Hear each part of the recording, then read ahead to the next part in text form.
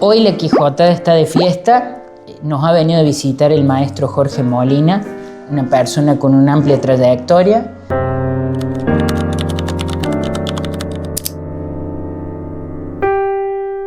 Bueno, muchas gracias Jorge por concedernos este tiempo para visitar a la Quijotada.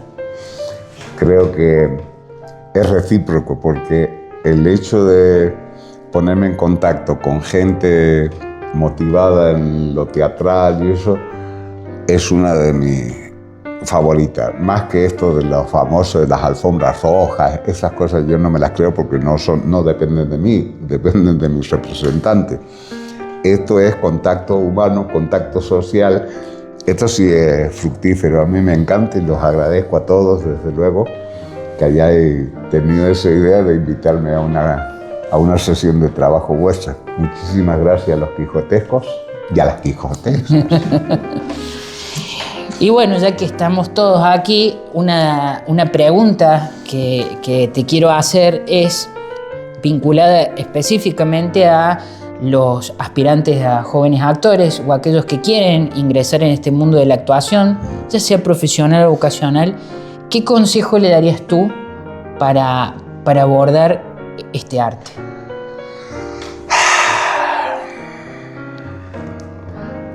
Cultivarse lo máximo posible, en cualquier área, en cualquier género y en cualquier estudio.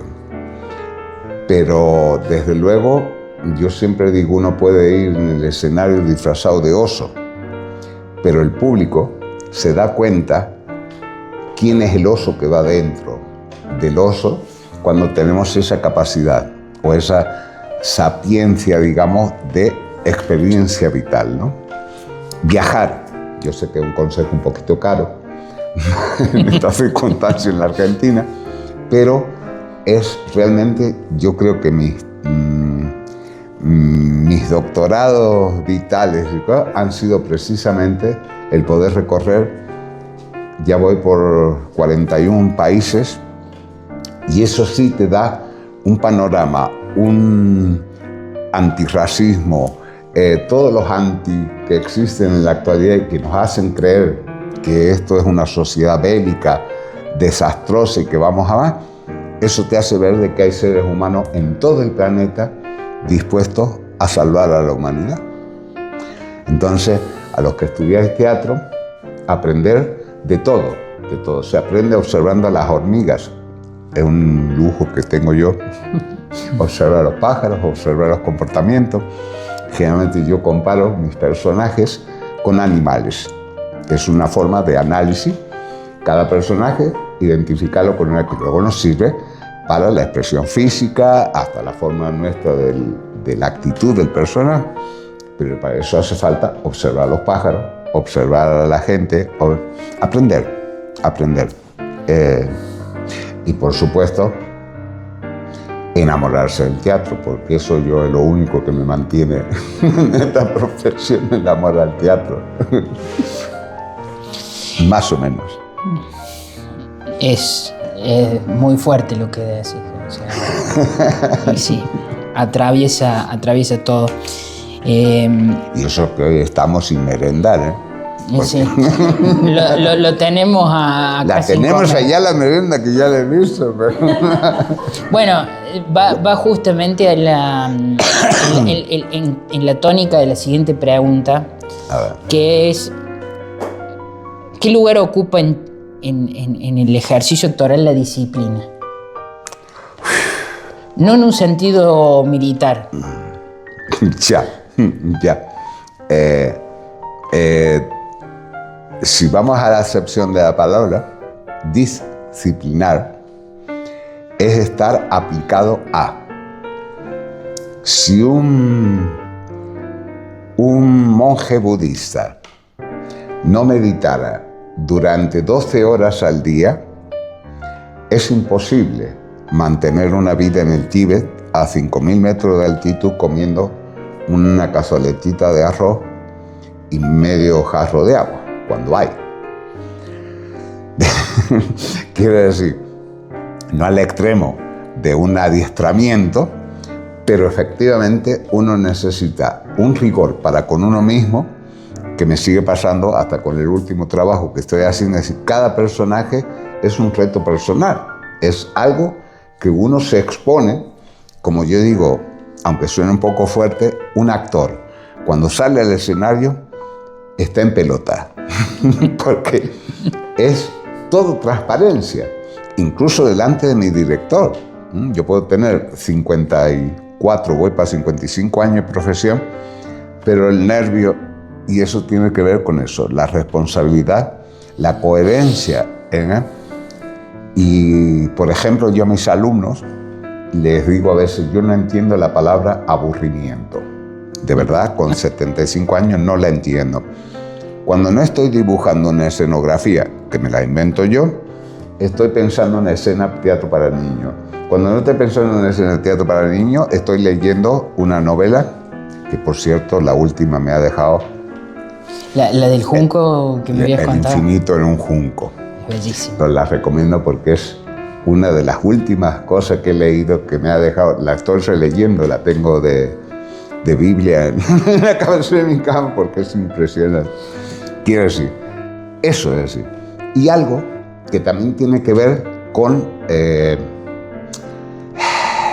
los otros días hablábamos con unos amigos, esto que se ha puesto incluso ahora de moda, lo del edadismo. Que los viejos ya no... ¿Qué me mirás? No. Pero como usted ya ha cumplido más de 18 años, casi seguro, quiero decir, el edadismo comenzaría en el supuesto de que yo tuviera que dar una explicación a esa nefasta palabra, sería cuando perdemos el entusiasmo. Pero eso yo he conocido chicos con 19 años que ya no tienen entusiasmo por nada, solo por el móvil o por la comunicación con los aparatitos. O sea que ya ha perdido, con 19 años ha perdido. Yo tengo 75 y me sigue entusiasmando, vamos, ayer queriendo jugar. A mí no me gusta mucho el fútbol. Sin embargo, ayer me he pasado como media hora por la terraza de mi hermana mirando dos niños, algo insólito en esta época, jugando con una pelota de trapo. La verdad que le he hecho hasta fotos porque eso es una especie de extinguir. Otro que hay vecinos leyendo un libro en el patio. Este sí que es especie en extinción. A los jóvenes, entusiasmo. Cada obra, cada libro, cada nota de prensa que lea, que le dé vuelta a la cabeza y busque sus criterios, no los que nos dicen, incluidos nuestros padres, nuestra familia, que eso sería otro tema. Es lo que a mí me interesa. Y aunque suene pedante, yo en mi vida solo he hecho lo que me ha gustado y lo que he querido. De hecho, ahora me he venido de España a hacer pozzo de Esperando a Godot porque yo soy un enamorado de Samuel Beckett. Pues, ¿por qué te vas? Me voy porque quiero hacer pozzo. O sea, siempre atrás de un personaje. No en el sentido de atrás, sino ir a buscarlo. Sí, ir sí. hacia... Y no tengo ninguno que me ofertaron, por ejemplo, hace 2 años, La Celestina. Uf. Y estuve a punto, pero tenía que viajar de Granada a Sevilla y estar en Sevilla 3 meses. No es que no me hubiera... Bueno, sigue en pie el proyecto, ahí en España, porque el director es un eximio director andaluz. No sé por qué me ha visto a mí haciendo a La Celestina. Y la verdad es que son personajes que te hacen así la cabeza porque los Rey Lear, hay personajes que uno no puede negarse. No, sí, hay un Dream Team ahí de personajes claro. Que uno le gustaría. Es más, yo hice La Celestina con 19 años, con Luis Jaime, un profesor de ahí del seminario. Cuando terminamos el seminario, creamos un grupo, Teatro Egresados, TES, Teatro Egresados del Seminario. Yo hacía Sempronio.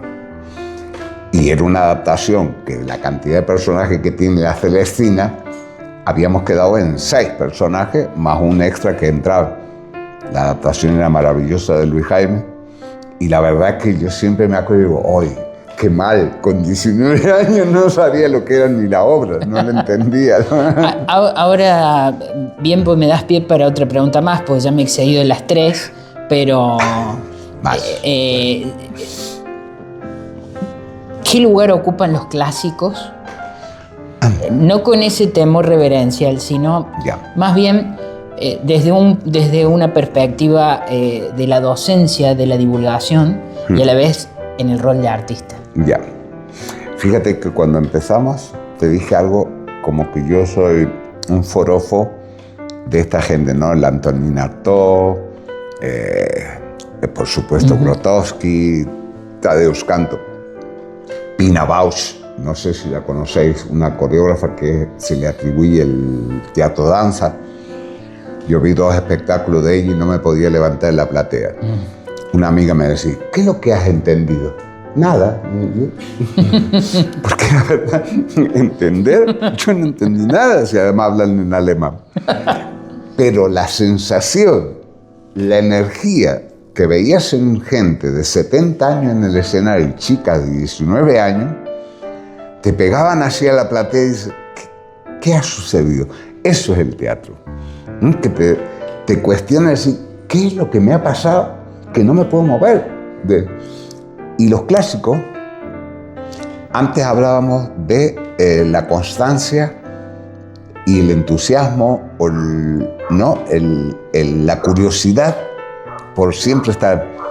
Yo calculo que una persona de teatro, como básico, y eso tengo que agradecer haber estado en el Joly Lillois. Joly era filóloga española, entonces nos tenía con la historia del teatro, madre mía. Pero con el tiempo uno se da cuenta que por algo se les ha clasificado de clásicos, ¿no? Al menos leerlo, saber de qué trata Macbeth. He nombrado Macbeth porque es otra de las cosas, todo el mundo, Romeo y Julieta, Romeo. No, yo he trabajado infinitamente Romeo y Julieta, lo he hecho hasta en Café Teatro. Mis alumnos hicieron un estudio Julieta, toda la obra basada en Julieta, o sea que me la sé así. Pero hay obras de Shakespeare que son imprescindibles para tener la perspectiva de lo que es una cosa en el escenario, a después hacerte casi fanático de un Antonín Artaud, de un Bertolt Brecht. ¿Entiendes? O sea, una cosa no excluye la otra. No. Son algo complementarias. que yo hablé con un amigo no hace mucho tiempo, la mala idea de considerar un acto, si se me permite el término, algo reaccionario, por no decir fascista, el de que haya compañías que se dediquen al teatro clásico. Es que tú formas, capaz que tú lo conoces a mi amigo. Entonces, cuidado. Suelo verlo a las mañanas. Suele verlo por la mañana en el espejo. Quiero decir, mucho cuidado con ese vandalismo de opiniones, porque eso es ser vándalo. Es decir, el hecho de que uno asuma un texto clásico es básico también para ver todo un panorama que luego puedes hacer obras de Pina Bausch. Sí, pero como le pasa a un pintor, puedo tener una mano exquisita, un compositor de música, un oído y una sensibilidad musical. Sí, pero si no sabe quién es Bach y no sabe quién es Mozart, vamos. Algo se está perdiendo. Ya. Hay una historia que cuenta un gran divulgador de la música clásica que plantea la historia de los 2 vendedores de zapatos en el África. Te he puesto el ejemplo de música porque es uno de los... y dice justamente allí, un vendedor llega al África y dice, terribles posibilidades comerciales, nadie usa zapatos. Claro. Y el otro llega y dice, excelentes posibilidades comerciales, nadie conoce los zapatos.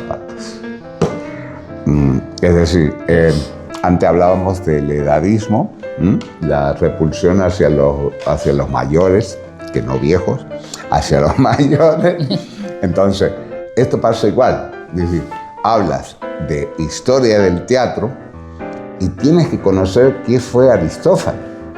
Aristófanes, en el siglo V a.C., escribió unas comedias, y el otro, Plauto, no fue a recibir un premio. Cuando le dieron un premio, porque lo iban a matar, cuando escribió Las Aves, que era una crítica feroz hasta el día de hoy a los abogados, a la justicia, y dijo, no vengas a recibir el premio, que te van a matar. Y efectivamente, habían hecho un complot para que cuando le entregaran o sea, estamos hablando del siglo V antes de Cristo.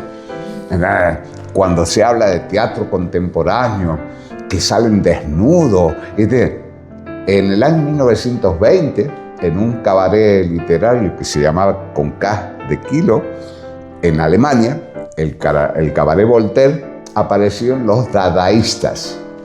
Da la casualidad que después de cada conflicto bélico, que a mí la otra palabra no me gusta ni decirla, cada vez más hay como una decepción en la condición humana. Por eso el Godot tiene tanta vigencia. Como que está la gente desahuciada. Y en el 1920, el señor Tristán Tzara le afeitaba el pubis a su esposa mientras lanzaban serpientes por la sala. 1920. Entonces ahora, el que se espante dice, es que salen desnudos con chocolate en el cuerpo. No, uno que le afeita, otro tocaba el piano y el otro recitaba un verso de esto del cadáver exquisito. Pero esto, ¿a quién se le ocurre?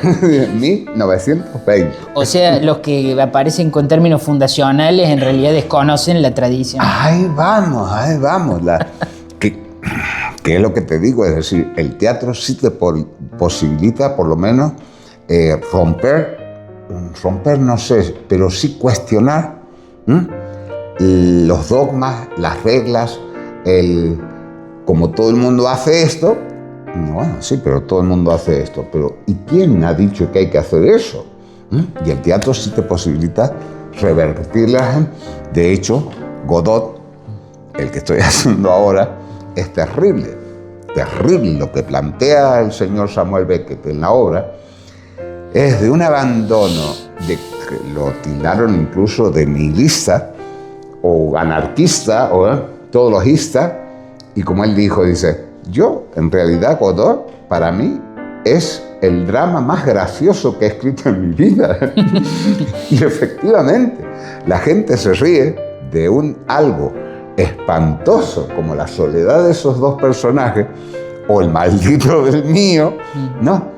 Y dice, eso es confrontar las ideas para que de aquí se te mueva algo. Yo no digo qué, pero que se te mueva. Y bien, otra...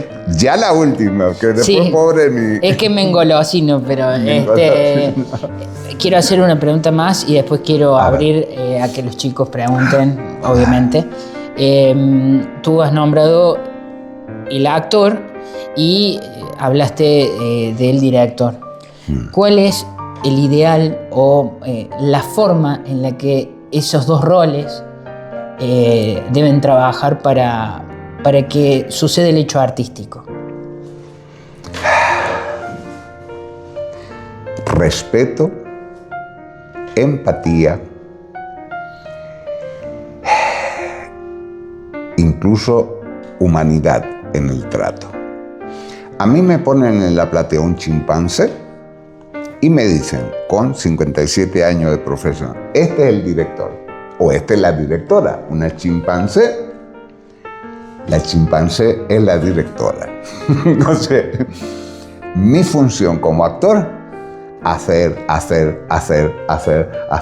dar, hasta que por ahí la chimpancé, parece que le ha gustado esto. Repite. Hay que hacer, de nuevo hacer. El actor estamos solo para hacer, para proponer. Y luego el director es el que decide. Yo he tenido la magnífica suerte de trabajar con directores muy buenos y mediocres, vamos a decir, por no decir malos, ¿no? De uno y de los otros aprendes igual, porque de los malos aprendes que no va a trabajar más con un director como él. En la primera lectura de mesa, me parece que yo me voy a poner malo, no voy a hacer la obra. Y con los buenos se aprende, es un toma y daca, y se crea, si se me permite la palabra, como una afiliación casi familiar. Es decir, yo te estoy dando, pero yo necesito que tú me des y me crees el personaje. Yo solo no... Pero no solo el actor y el director. Yo necesito en un escenario, como el cariño que le tengo a Fernando, del Teatro La Chacarita, de un técnico de luces, de un técnico de sonido, de una maquilladora, de un vestuarista bueno, de un telonero, que ya no se usa, pero hay teatros que tienen telón. Es decir, ese es otro valor, digamos...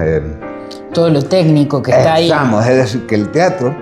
porque, por ejemplo, yo a mis alumnos les pongo mucho el ejemplo de la pintura o del escribir, ¿no? Pero un escritor o un pintor basta con que esté solo en su casa. De hecho, el 90% de los escritores terminan en un quillo, tras la sierra. Pero es que un actor es imposible. Necesita siempre de un equipo. Y eso ahora también se está pasando de moda. Y si no hay respeto, empatía y algo de humanidad que yo aporte a ese equipo no. Que es lo que se suele ver en las grandes compañías estas famosas de alfombra roja. El actor, no vamos a decir nombre para no herir susceptibilidades, pero son actores de Hollywood que le han dado premios. Cada uno, pero cuando tú ves el trabajo, aquí no, vamos, ni se escucha ni se habla, van la especialidad. Yo como soy actor hoy, como dice Pozzo, hoy. Mañana soy escenógrafo. Yo cuando viajamos en gira generalmente duermo en las habitaciones de los técnicos, con mi gremio. Entonces, pero bueno, tú con el nombre que tiene una habitación primero. No, con el de las luces son los hermanos míos de la gira. Y que son los más divertidos también. Efectivamente, y no tan... el ego. Los egos, man. Bueno, ahora si alguno de los presentes o las presentes quiere hacer una pregunta, Lantelo. Bueno, has nombrado a Yoli Ligua. Yo estoy en el último año del seminario y capaz que soy de las pocas personas que tengo el placer de conocer que ha estado al lado de ella y siendo alumno de ella. Entonces, mi pregunta es, ¿cómo fue ser alumno de ella y cómo era ella en el día a día? El cual a nosotros desde el seminario como estudiante y futuro egresado nos gusta mucho conocer gente que la ha tenido al lado, que ha aprendido de ella y que han sido sus alumnos. Yoli tenía una gran virtud, que era que había gente que la amaba, como en mi caso, y gente que la aborrecía. Porque Yoli no había dos caras de Yoli. Solo había un personaje en el escenario que, por supuesto, era avasallador. Digamos, entraba Yoli a escena y te quedabas paralizado viendo, aunque no hablara, pero su día a día, aparte de una mujer súper entusiasmada y todo, fue la que me transmitió con más gente, Azucena Carmona, varios de la comedia, son como referentes muy fuertes. Mario Mesa Capo, son referentes que yo estoy agradecido infinitamente, porque incluso, como decía antes, si no hay un ser humano con unas características humanas, valga la redundancia, no puede transmitir un personaje correctamente, ¿sabes lo que? Es decir, una mala persona difícilmente puede llegar a ser un buen actor o una buena actora. Y Yoli consiguió insuflarme ese amor por el teatro, porque ella en su vida privada, ya digo, las que no la querían, era porque hablaba a calzón quitado. Entonces había que entender muy bien su personalidad y tal. A los que nos amaba, ¿qué vas a decir de tu madre adoptiva? O sea, yo soy uno de sus hijos adoptivos, entonces no puedo decir nada. Gracias. Para mí es un honor tenerte acá, Gracias. saber que sos un genio, un grande en esto que haces y que amas el teatro. Recién hablabas de lo que había que tener, esa empatía, esa dinámica con el director. ¿Qué sucede cuando entre director y actor, no es que me haya pasado, no encontramos la esencia del personaje o la misma esencia del personaje? A mí me atraviesa un personaje en la interpretación de una manera y el director la ve desde otra manera y es como que se genera algún tipo de rispidez porque no podemos encontrar el punto en común. ¿Cómo se trabaja en esos casos? Sí, en principio, siempre existe un punto intermedio. Por eso cuando yo ubico respeto y empatía en primer puesto, digamos, del comportamiento que uno debe tener al montar un espectáculo, a trabajar con él, es que por sobre todas las cosas uno tiene que buscar ese punto de encuentro. Pero tú, como actora, no tengas ninguna duda que se va a hacer lo que quiere el director o la directora. Claramente la última palabra la tiene. Ahí voy. Que uno dice, es que no puedo conciliar la idea de la puesta en escena es de la directora, no es de la actora. Entonces, hay que... No hay otra. Bueno. Yo soy de los rebeldillos, la peleo hasta el final. Yo cuando veo algo en un personaje, mis uñas y mi barba roja, esto no entraba en la puesta de escena de Omar, hasta que me apareció un día el ensayo con las uñas pintadas de rojo y la barba. Pues mira, no está mal. Pues así va a ser con las barbas rojas, calvo totalmente. O sea, es como una especie de... Toma y daca. Es un toma y daca. Pero también te pasa en un matrimonio. Se rompe cuando dice, este pelotudo ya está. Ya cuando dijiste pelotudo, se acabó la charla. Entonces el que evite el pelotudo, mira que me das la tapa el váter, que te he dicho que no me des la tapa el inodoro, que te he dicho... le pone un alambre de púa al inodoro o algo para... Todo sugerir, pero al final, pues ya ver, hoy enseñarle a orinar sentado, que eso es muy común en Europa ahora. Punto en común. Claro. Y el final, el director. El director tiene la palabra y yo me revelo. Así dijo él.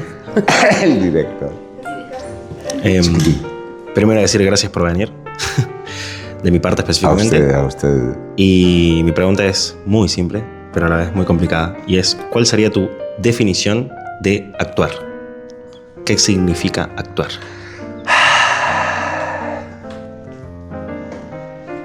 Si me remito a la acepción literaria, ¿verdad? Es actualizar.